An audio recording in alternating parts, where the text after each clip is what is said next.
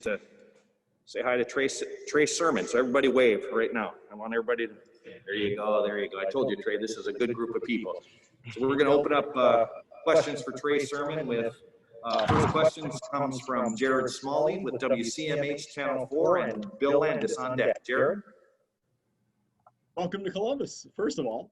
Let's go back and figure out your path here. Why you ultimately decided to leave Oklahoma, and why you selected Ohio State. You could have gone anywhere. Why did you want to be a Buckeye?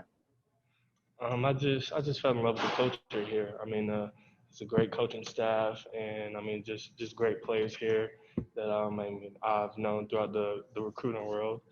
And I mean, I just felt like it would be the best opportunity for me. Trey, you were coming off a knee injury and some uncertainty at Oklahoma. Walk us through where you are now from a health standpoint, and also where you feel from a competitive standpoint. You're in a room with a lot of really good players.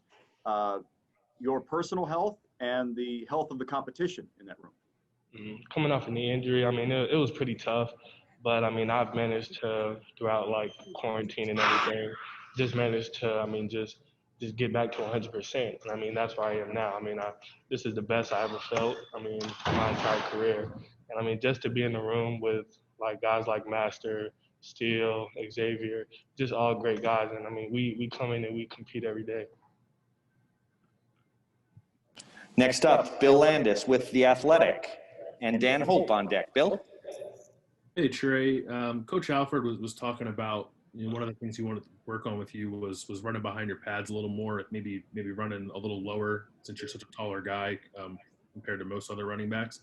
Just how's that going for you? I'm sure that's something you've worked on in the past, but working with Coach Alford here for the last few weeks, how's that been going for you?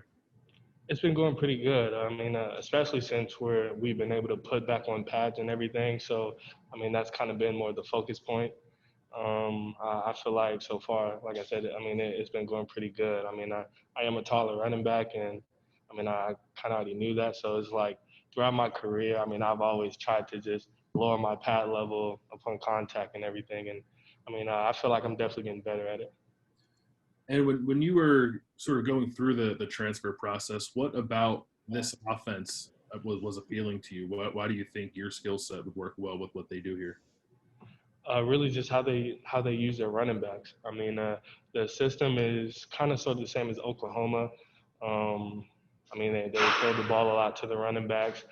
They have a great run scheme, and I just felt like it would be the best fit for me. Thanks. Next up, Dan Hope with 11 Warriors and Tony Girdman on deck. Dan? Hey, Trey, obviously you transferred here with visions of playing. So what was it like this summer with all the uncertainty over whether you guys would actually get to play this fall? It was really tough. I mean, my mindset at the time was, I mean, I just have to focus on just getting better. I mean, I have to stay ready because once the opportunity does come and they say we get to play, I don't want to be behind. So, I mean, it was pretty tough just to continue with that mindset, but I mean, I managed to do good. Has it been weird watching your old teammates at Oklahoma already play a few games while you guys haven't got to play yet? Yes, it was definitely a little weird feeling just us being postponed, but I mean, just watching those guys it's still exciting that football is back. So, I mean, I've enjoyed watching them. Thanks, Trey. Next up, Tony Girdman with Buckeye Scoop and Tim May on deck. Tony? Hey, how difficult was that last year for you when you were, I guess, healthy and still not maybe getting the ball much? I think Texas, no touches. How difficult was that for you last year, especially as a freshman when, you had the ball so much, sophomore you had the ball, and then you dealt with what you dealt with last year? It was pretty tough, but I mean, my mindset was whenever I get the chance, I'm going to make the most of it. And I mean, that's what I just continued to do. I mean, up until this point, my mindset is just to take advantage of every opportunity. And it's something that I learned from that experience. Thanks. Next up, Tim May with the Tim May Podcast, Letterman Row, and Patrick Murphy on deck. Tim? That's Ray. I was just wondering, what has been your impression since you've been around him now for a while of Justin Fields and what he brings to the position of quarterback and also to the position of leadership of this football team? He's a phenomenal guy. I mean, everybody respects him. Everybody loves to play with him. And me personally, I've known Justin for quite some time. I mean, I played against him in high school. We trained together. We had the same trainer since high school as well. So actually being on the same team with him, it's a bit different experience. But I mean, I've enjoyed everything. Just how he just commands the offense, and his leadership is just great. You know, and you personally, what is it like to go from an Oklahoma to an Ohio State? You know, few people get that chance in their life to go from one college football playoff contender possibly to another. Were you surprised that there sort of was an opening at Ohio State where you could take advantage of that? And just sort of how have you, have you sat back and thought about that, of sort of like, I don't know, lucky is not the right word maybe, but how fortunate you are? I definitely realized how fortunate I was. I mean, this is a big-time program, and I mean, there's always great running backs, coming through here, such as J.K. and Zeke. So, I mean, it was a good opportunity once I found out that, there was an opening here, and, I just wanted to take advantage of it and be a part of this team. And one other quickie, what is the biggest difference between the Oklahoma program and Ohio State so far that you've noticed? What is something you can put your finger on? I'm not really sure. I mean, they're both great programs. There's not really many differences. I mean, the coaching staff is great. Both teams play at a high level. I mean, like I said, they're both top tier programs. So, there's not really too many differences. Thanks, man. Next up, Patrick Murphy with 24/7 Sports and Stephen Means on deck. Patrick? Hey, Trey, how you doing? Good. Not many guys have worked with Lincoln Riley and Ryan Day, but those two are similarly compared in terms of how they've come up, being younger head coaches. I'm curious your perspective on those two, given that now you've had to work under both of them. They're both great guys. I mean, they're very intelligent. I mean, they're great at what they do. I mean, they're great at calling plays and just getting the right people in the right system. And I mean, just being able to experience both. I mean, I'm definitely grateful for it. And I know you guys haven't played a game yet, but you've practiced at Ohio Stadium a couple times. When you stepped out there the first time, did you go back to a few years ago when you're scoring that first touchdown as a Sooner? I definitely did. Had a bit flashback. I mean, it was just a great experience. And now that I'm a part of this team, I mean, I'm just excited. Thanks, man. Next up, Stephen Means with Cleveland. Oh, Mike, do Stephen. I just lost my power. Yep. All right, Stephen Means, Cleveland.com. You're up. Hey, Trey.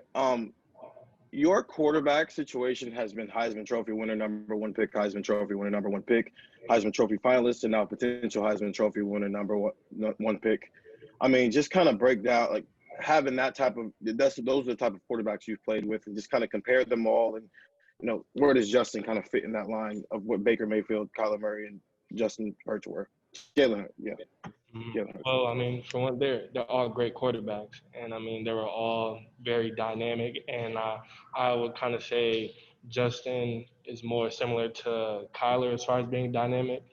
I mean, he has great running ability as well, and I mean, just they all have great leadership, and that's just another thing that I see in Justin that I saw in those guys. I mean, they just take the field. They're confident in what they do, and then I mean, they do a great job of just taking charge of the team. And all those guys have a different amount of, running ability, and where Justin kind of falls into that. But also, how did that help you as a running back when your quarterback can run like that? It helps me out a lot. I mean, they have to respect the quarterback as a run threat as well, and I mean that takes the pressure off of me. So, I mean, it's a great feeling just to know that I have a quarterback who can take it 50 yards and go score. I mean, he's just as fast. He's big and strong as well. So, I mean, it's a sort of a relief, but I mean, it's a good feeling.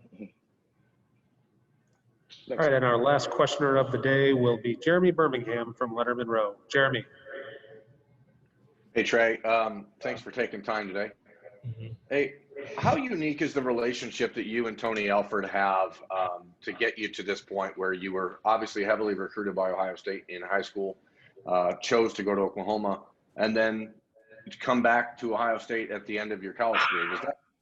Is that relationship that unique? And if so, what made it so different?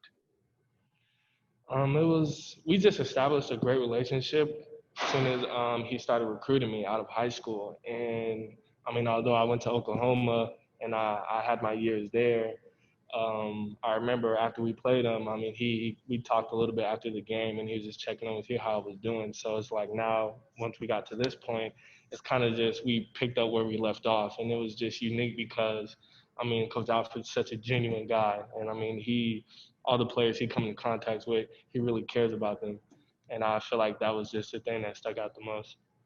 Is that something that you can pinpoint as being unique with him, or is there other coaches that recruited you throughout high school that you still talk to?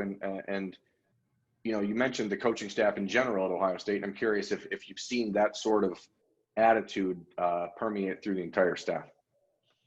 I definitely feel like that's what's unique with him. I mean, there's many coaches that still keep a good relationship with players, even though they go to different schools and everything. But I feel like with him specifically, that's what was really unique the most. Because, I mean, you just don't find that too often.